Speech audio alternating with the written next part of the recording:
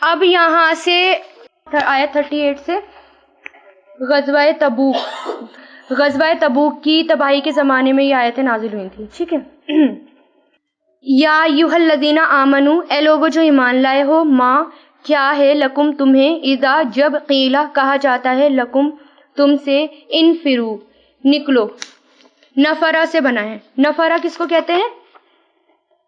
یعنی نون فارا نافرا، کوچ کرنا. نفور اسی سے بنا ہے، کوچ کرنا، بھاگنا، یعنی کسی چیز کی طرف بے تابی سے دوڑنا.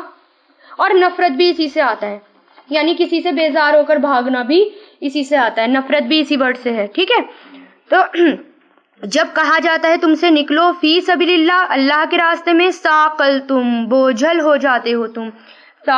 ثقل بوجھل کے لیے آتا ہے نا، بوجھل ہو جاتے ہو تم، فی الارضی زمین کی طرف.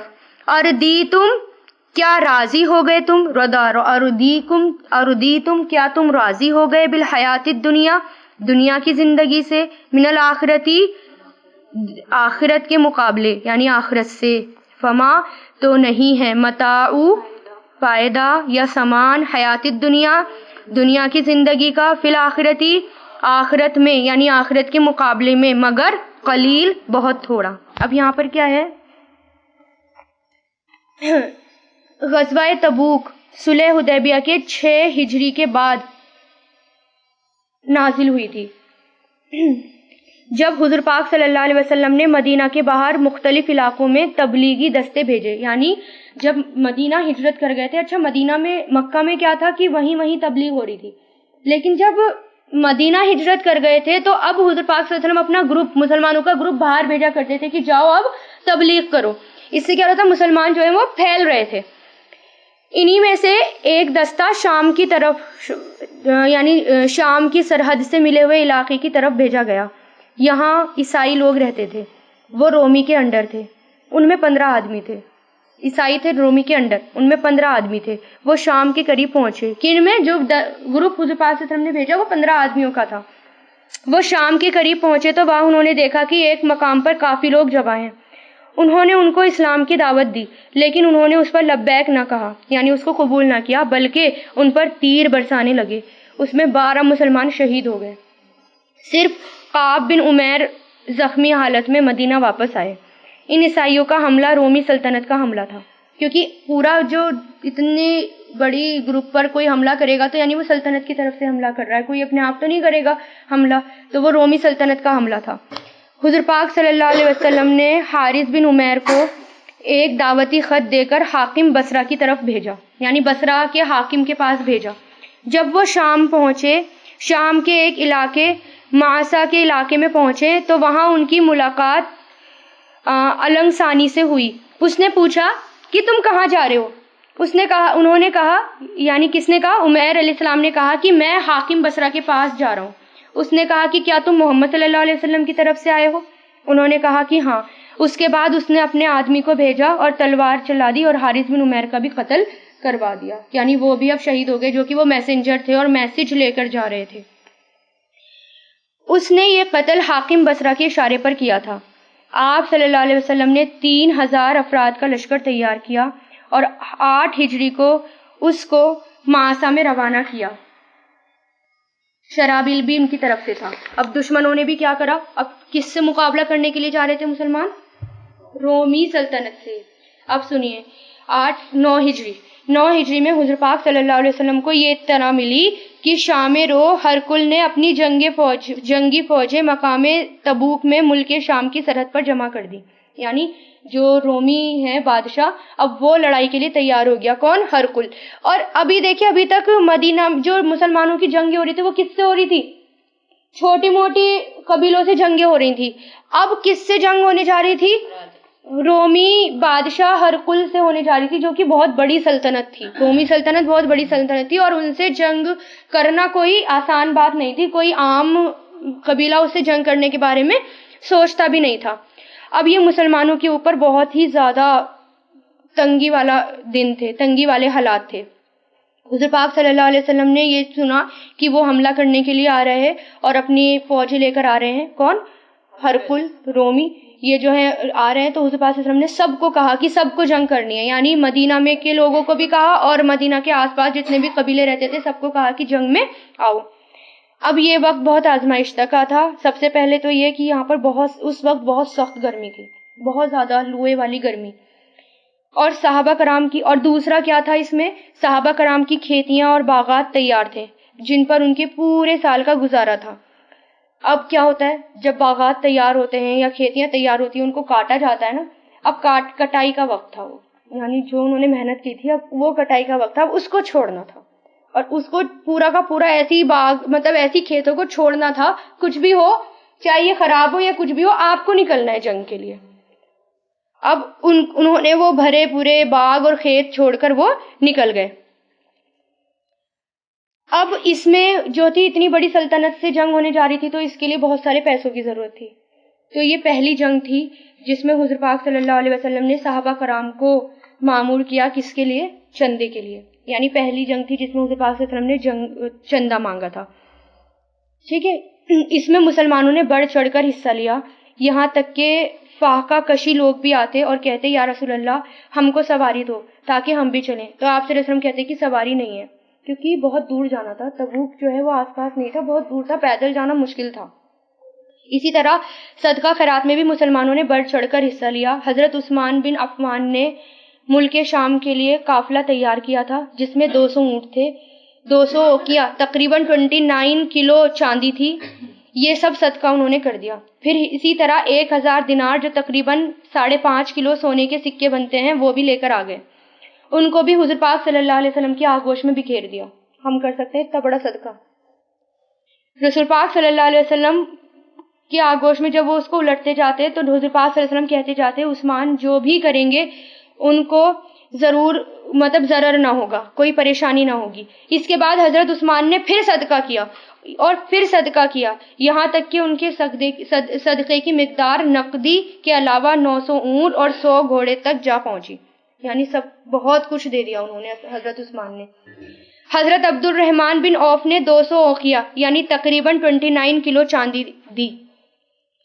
حضرت ابو بکر اپنا سارا مال لے کر آئے اور اپنے گھر اور اپنے گھر کی حفاظت کے لیے کس کو چھوڑا ہے؟ صرف اللہ اور اس کے رسول کو۔ ان کے صدقے کی مقدار 4000 درہم تھی، سب سے پہلے وہی صدقہ لے کر آئے تھے، کیونکہ سب سے بڑھ کر کون تھے نیکیوں میں؟ حضرت ابو بکر، کیونکہ حضرت عمر بھی ان سے مقابلہ کرتے تھے کہ میں جو ہے سب سے زیادہ صدقہ کروں گا، تو وہ اپنا پورا آدھا مال لے کر آئے۔ کون؟ حضرت عمر۔ انہوں نے کہا کہ میں تو آج حضرت ابو بکر سے آگے نکلوں گا، لیکن جب جا کر دیکھا تو حضرت ابو بکر سب کچھ لے کر آ گئے تھے، آدھا کیا وہ تو صرف اللہ اور اس کے رسول کو ہی چھوڑ کر آئے تھے گھر، ٹھیک ہے۔ ہاں، یہ لشکر بہت بڑا تھا مسلمانوں کا، اتنے صدقے کے بعد بھی پورا نہ پڑا سامان، یعنی پھر بھی سامان کی کمی تھی، اتنا بڑا لشکر تھا، اتنا صدقہ دیا اس کے باوجود بھی وہ پورا نہیں پڑا۔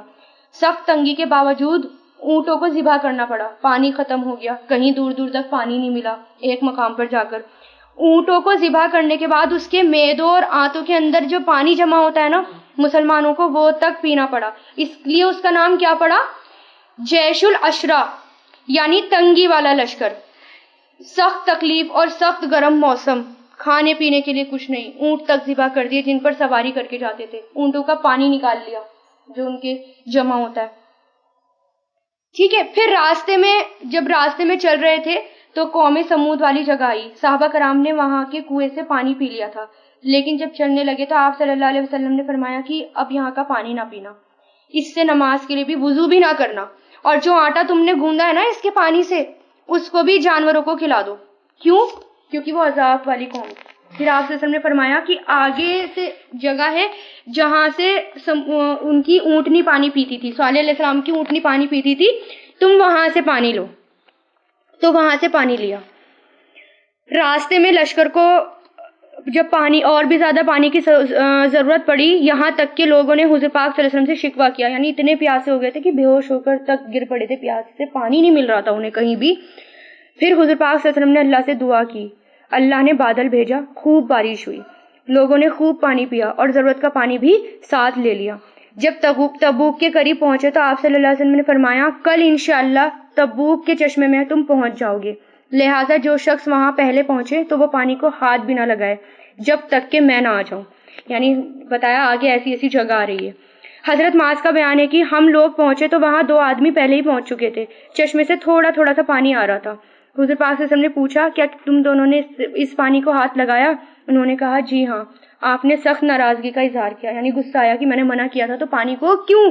اب ذرا آپ یہ سوچیں، انسان مرنے والا ہو، پانی چاہیے، شدت، اور سامنے پانی ہو. تو وہ بھی کچھ مسلمان ایسے تھے نا جو کہ ابھی نئے مسلمان ہوئے تھے، تو انہوں نے پانی کو ہاتھ لگا لیا، پی لیا. تو اس کے بعد پھر حضور پاک صلی اللہ علیہ وسلم نے چشمے سے چلو کے ذریعے تھوڑا تھوڑا پانی نکالا اور اپنا چہرہ دھویا اور اپنے ہاتھ دھوئے اور اسے چشمے میں انڈھیل دیا، اور اس کے بعد چشمے سے خوب پانی آیا. مطلب واپس ایسے کر کے اس پانی کو واپس اپنا ہاتھ جو چلو بھرا تھا. اب اس سے کیا ہوا، پہلے تھوڑا تھوڑا پانی آ رہا تھا چشمے سے، اب کیا ہوا، خوب پانی آیا. مطلب اس لیے نبی نے منع کیا تھا کیونکہ اب وہ تھوڑا تھوڑا آ رہا تھا، وہ خوب پانی آیا اس سے.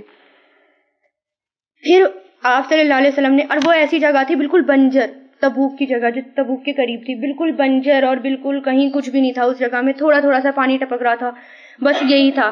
پھر آپ صلی اللہ علیہ وسلم نے کہا کہ اے معاذ، اگر تمہاری زندگی دراز ہوئی، یعنی اگر تمہاری عمر لمبی ہوئی تو تم اس مقام کو بہت ہرا بھرا دیکھو گے، یعنی اس جگہ کو تم بہت ہرا بھرا دیکھو گے. آج تبوک جو ہے نا وہ بہت ہری بھری جگہ ہے، بہت ہی ہری بھری جگہ ہے. راستے میں فرمایا آج رات تم پر سخت آندھی چلے گی. کس نے؟ حضور پاک صلی اللہ علیہ وسلم نے. لہٰذا کوئی بھی اپنی جگہ سے مت اٹھنا، اور جس کے پاس اونٹ ہے اس کو بھی رسی سے مضبوطی سے باندھ دینا. پھر سخت آندھی چلی اور ایک آدمی کھڑا ہو گیا اور آندھی اس کو دور اڑا کر لے گئی اور اس کو پھینک دیا. ٹھیک ہے. حضور پاک صلی اللہ علیہ وسلم نے 2 نمازوں کو جمع کیا کیونکہ جنگ کا ٹائم تھا اور جنگ کے ٹائم میں نمازیں جمع کی جاتی ہے. پھر تبوک پر پہنچے تو وہاں جو ہے آمنا سامنا ہوا، جنگ کے لیے تیار تھے لوگ. ٹھیک ہے. حضور پاک صلی اللہ علیہ وسلم نے وہاں پہنچ کے دعوت دی لوگوں میں. اب سب بھول گئے کہ ہم اتنی سخت حالت تھی ہمارے اندر اور اتنی گرمی پڑ رہی تھی، کچھ بھی سامان کی کمی تھی، سب بھول گئے اور جوش بھر گیا مسلمانوں میں.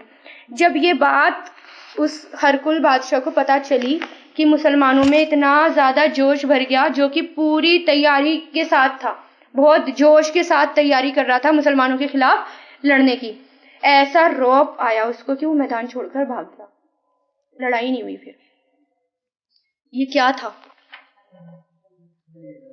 یہ ایک آزمائش تھی مسلمانوں کو. اگر لڑائی نہیں ہونی تھی تو اللہ تعالیٰ پہلے سے ہی بھگا دیتا. کس قدر سخت آزمائش تھی اور کتنی مشکلوں سے وہاں پہنچے تھے. اس سے کیا ہوا؟ منافق سامنے آ گئے. منافق گئے نہیں جنگ میں. کیوں نہیں گئے منافق؟ انہوں نے کیا کہا کہ ایسے بادشاہ سے لڑنے کے لیے جا رہے ہیں یہ لوگ، ہرکل، نہ بالکل ہی جیتنا پاسبل ہے ہی نہیں، ہم نہیں جا رہے. سامنے آ گئے منافق. تو یہ اسی کے بارے میں آیت ہے کہ اے لوگو جو ایمان لائے ہو، کیا ہو گیا تمہیں کہ جب تم سے کہا جاتا ہے نکلو اللہ کے راستے میں تو تم بوجھل ہو جاتے ہو زمین کی طرف. کیا تم راضی ہو گئے دنیا کی زندگی سے آخرت کے مقابلے؟ تو کیا کہا پھر اللہ تعالیٰ نے؟ پھر یہ سن لو کہ دنیا کی زندگی آخرت کے مقابلے میں بہت تھوڑی ہے. یہ ان کے بارے میں بات ہو رہی ہے.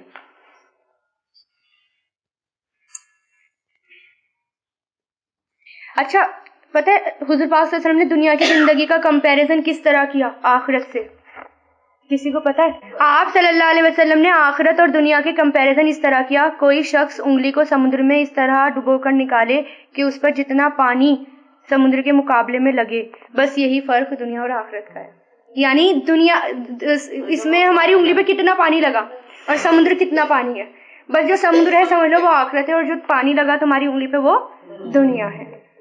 حضرت ابو ہریرہ کہتے ہیں کسی نے پوچھا میں نے سنا ہے کہ آپ صلی اللہ علیہ وسلم فرماتے ہیں کہ اللہ ایک نیکی کے بدلے 1,00,000 ثواب دیں گے. آپ فرماتے ہیں، یعنی انہوں نے کہا کہ نہیں، میں نے سنا ہے کہ 2,00,000 اجر ملے گا. پھر آپ صلی اللہ علیہ وسلم نے فرمایا نہیں، دنیا کا فائدہ مگر بہت تھوڑا، یعنی نیکیاں تو اور بھی زیادہ ہیں، تم اندازہ ہی نہیں لگا سکتے، اس کا کوئی اس کو بتایا نہیں جا سکتا کہ کتنا ہے آخرت کا. ٹھیک ہے، چلیے آگے بڑھتے ہیں. تو اللہ تعالیٰ کیا کہہ رہے ہیں کہ جب تم سے جنگ کے لیے کہا جائے تو نکلو، دنیا میں مت پڑو.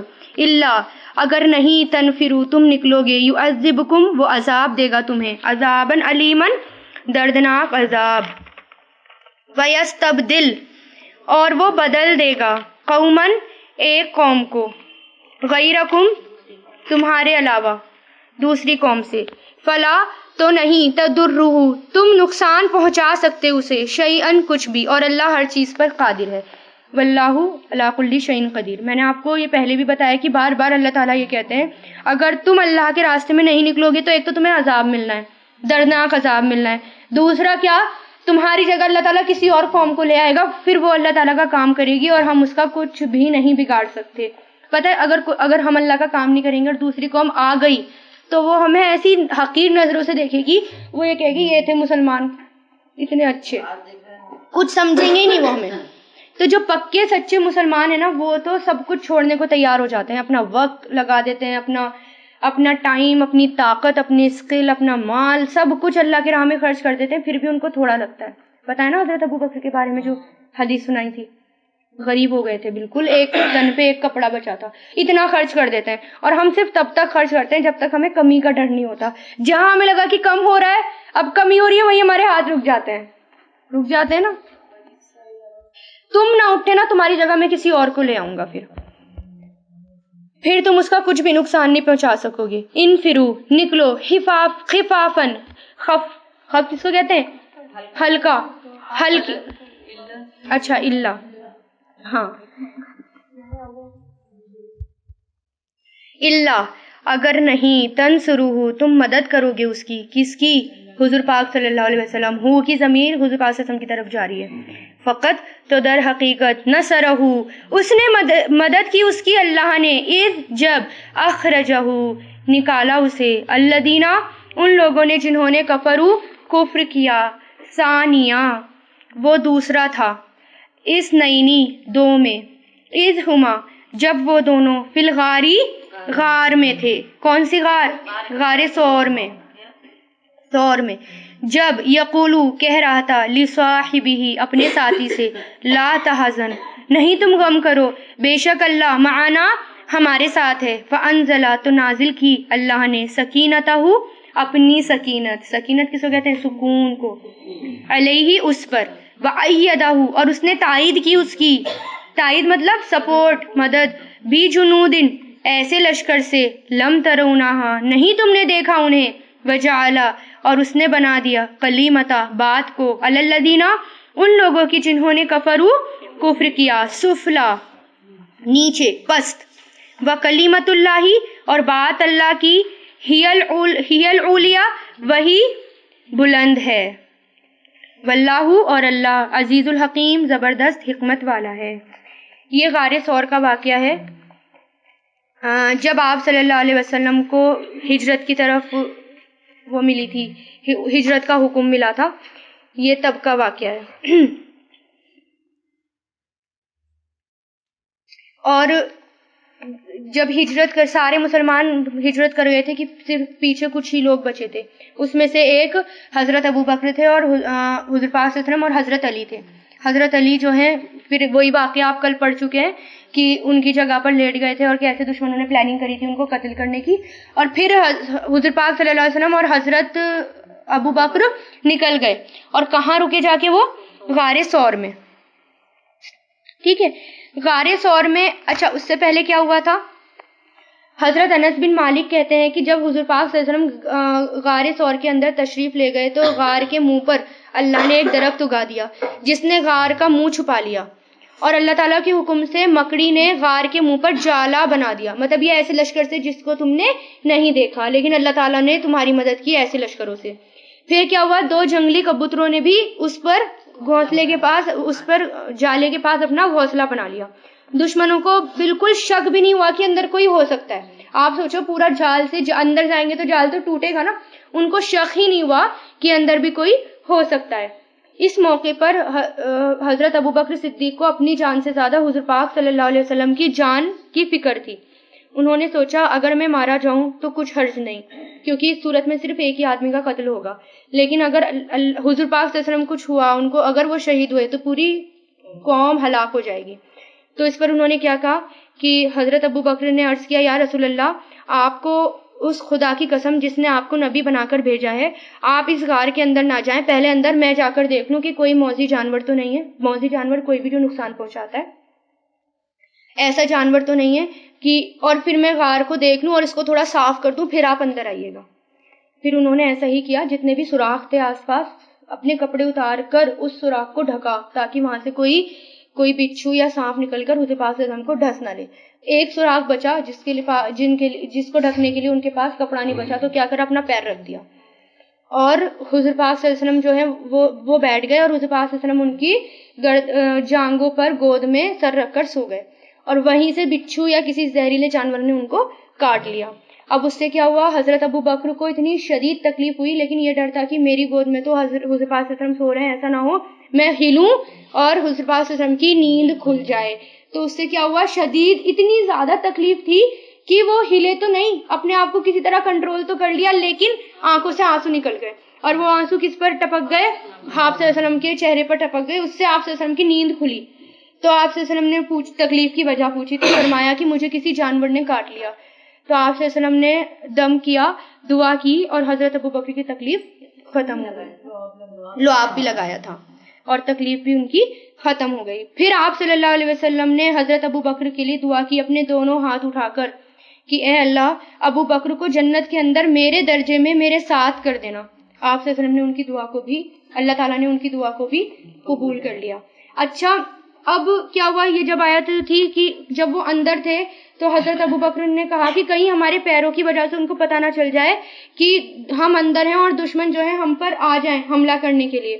تو اس پر آپ صلی اللہ علیہ وسلم نے فرمایا کہ تم غم مت کرو, اللہ ہماری مدد کریں گے, یعنی تم پریشان مت ہو, اللہ تعالیٰ ہماری مدد کریں گے. پھر اللہ تعالیٰ نے مدد کی اور سکینت بھی نازل کی.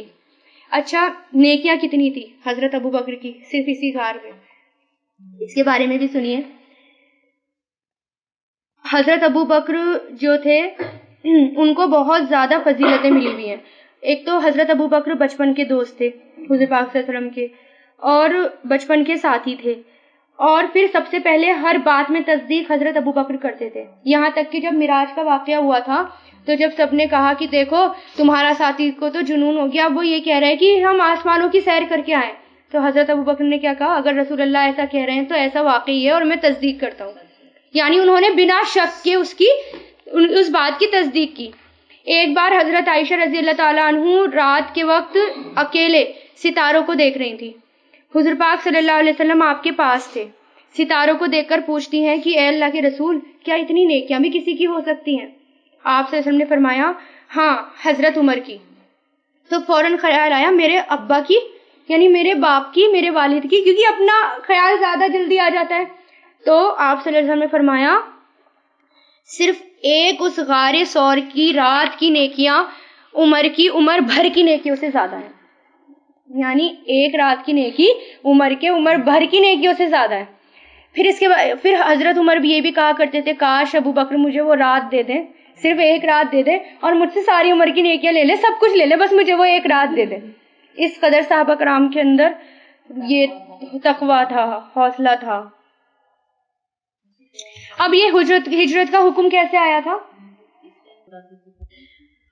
حضرت عائشہ فرماتی ہیں کہ ایک دن دوپہر کو ہم اپنے گھر میں بیٹھے ہوئے تھے, کسی نے کہا کہ دیکھو حضور پاک صلی اللہ علیہ وسلم منہ چھپائے آ رہے ہیں, ہمارے پاس آ رہے ہیں. حضرت ابو بکر کہنے لگے اگر آپ اس وقت تشریف لائیں تو ضرور کوئی اہم بات ہوگی. اتنے میں آپ آ گئے, اندر آنے کی اجازت مانگی, اجازت دے دی گئی. دیکھ لو نبی تھے اور اندر آنے کی اجازت مانگی جانے سے پہلے. یہ بھی آپ دیکھیں کہ ایٹیکیٹس اسلام میں کتنے ہیں. آپ داخل ہوئے, کہا دوسروں کو بھی یہاں بلا لو. تو سب وہاں پر کچھ لوگ وہاں پر جمع تھے. تو آپ سے نے کہا کہ مجھے ہجرت کی اجازت مل گئی ہے. تو اس پر حضرت ابو بکر نے ایک دم کہا آپ مجھے بھی ساتھ میں لے کے جائیں گے نا؟ تو ویسے تو نہیں مجھے یہاں چھوڑ کے چلے جائیں گے, آپ مجھے بھی ساتھ میں لے کے جائیں گے نا؟ پھر فرمایا ہاں. ابو بکر نے فرمایا ان 2 اونٹنیوں میں سے ایک آپ لے جاؤ, اور پھر سب نے تیاری شروع کر دی ہجرت کی. ٹھیک ہے, پھر اس کے بعد یہ غار ثور کا واقعہ آیا تھا. اچھا اب یہ بھی کیا ہوا تھا, جب ہجرت کر گئے تھے, کیونکہ دشمن تو قریش تو ان کے پیچھے پڑے تھے, تو قریش نے کتنے اونٹوں کا انعام رکھا تھا کہ جو بھی 2 آدمیوں کو ڈھونڈے گا, حضور پاک صلی اللہ علیہ وسلم اور حضرت ابو بکر کو ڈھونڈے گا, اس کو 100 اونٹ ملیں گے انعام میں. ٹھیک ہے. ایک سراقہ تھا, ایک آدمی, سراقہ نے اپنا گھوڑا سرپٹ ان کے پیچھے دوڑایا, کیونکہ 100 اونٹوں کا لالچ تھا نا اسے, مجھے تو 100 اونٹ ملیں گے بھیا, جب اگر 100 اونٹ مل جائے تو مالدار ہو گیا وہ تو. جب وہ آپ کے قریب پہنچا تو گھوڑے نے ٹھوکر کھائی اور وہ گر پڑا. تیروں سے فال نکلی جو ارادے کے خلاف نکلی, مگر انعام کے لالچ میں وہ پھر گھوڑے پر سوار ہو کر دوڑا تو گھوڑے کے پاؤں گھٹنوں تک زمین میں دھس گئے. پھر فال نکالی, وہ ارادے کے خلاف نکلی. آخر کار اس نے آپ صلی اللہ علیہ وسلم کو امان کے لیے آواز دی, کیونکہ وہ سمجھ گئے کہ آپ صلی اللہ علیہ وسلم کا بول بالا ہو گیا. پھر آپ صلی اللہ علیہ وسلم کو قریش کی سب خبر بتا دی, یعنی ایک دم پلڑیوں نے پتہ چل گیا. اب ان کو امان کی دعوت دی کہ نہیں اب میں امان کے لیے ہوں, تو ان کی ساری بات بتا دی. بس آپ نے پھر اتنا بتایا کہ ہمارے حالات کسی کو نہ بتانا, اتنا اس کو پھر کہا.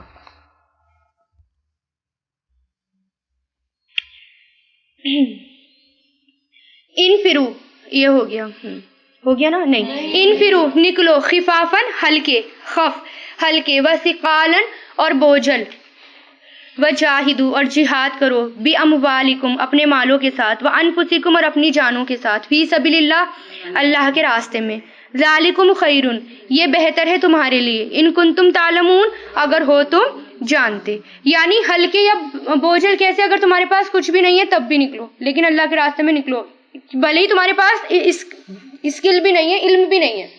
کیا ہوتا تھا, علم بھی نہیں ہوتا تھا نا, تو اس میں کیا ہے کہ اگر ہمیں پہلا کلمہ ہی آتا ہے نا تو پہلا کلمہ پہنچانے کے لیے نکل جاؤ. اگر تم ایسا مت سوچو میں بالکل ایکسپرٹ ہو جاؤں گی تبھی میں اللہ کا کام کروں گی یا دین کی دعوت دوں گی. بھلے ہی آپ ٹوٹے پھوٹے بولتے ہیں, بھلے ہی آپ ایکسپرٹ نہیں ہیں, لیکن آپ نکلیں. اس کی دلیل پھر یہ آیت ہے قرآن کی, لو کانا اگر ہوتا, ارادن سامان, قریباً قریب کا سامان یعنی دنیا کا, وسفرن اور سفر, قاصدن درمیانہ مطلب بیچ کا سفر, کوئی پریشان حال نہ ہوتا, لتبعوکا تو وہ ضرور پیروی کرتے آپ کی. یعنی اگر بہت لمبا سفر نہ ہوتا, دنیا میں ان کو کچھ ملنا ہوتا تو وہ ضرور آپ کی پیروی کرتے سب لوگ. ولیکن اور لیکن, بعودت دور ہو گئی, علیہم ان پر, شقتو مسافت کس کو کہتے ہیں, دوری کو, ڈسٹینس کو. وَسَيَحْلِفُونَ اور جلد ہی وہ قسمیں کھائیں گے اللہ کی, لَوِ اسْتَطَعْنَا اگر استطاعت رکھتے ہم, لا خرجنا ضرور ہم نکلتے, معکم تمہارے ساتھ, یہلکون وہ ہلاک کر رہے ہیں, انفسہم اپنی نفسوں کو, واللہ اور اللہ یعلم جانتا ہے, انہم بے شک وہ, لقاذبون ضرور ہی جھوٹے ہیں. یہ کس کی بات ہو رہی ہے, مشرک جو منافق تھے, انہوں نے بہت سارے بہانے بنائے, اللہ ہم نہیں نکل سکتے, بہت مجبور ہیں, بہت پریشان ہیں. حضور پاک صلی اللہ علیہ وسلم نے کہا اچھا ٹھیک ہے مت نکلو, تو اللہ تعالیٰ نے ان کو ڈانٹتے ہوئے کہا کہ وہ جھوٹی قسمیں کھا رہے ہیں, اور اگر ہمارے اندر طاقت ہوتی تو ہم آپ کے ساتھ نکلتے. تو وہ اپنے آپ کو ہلاک کر رہے ہیں, یعنی اللہ تعالیٰ نے بھی بتا دیا کہ یہ منافق ہیں.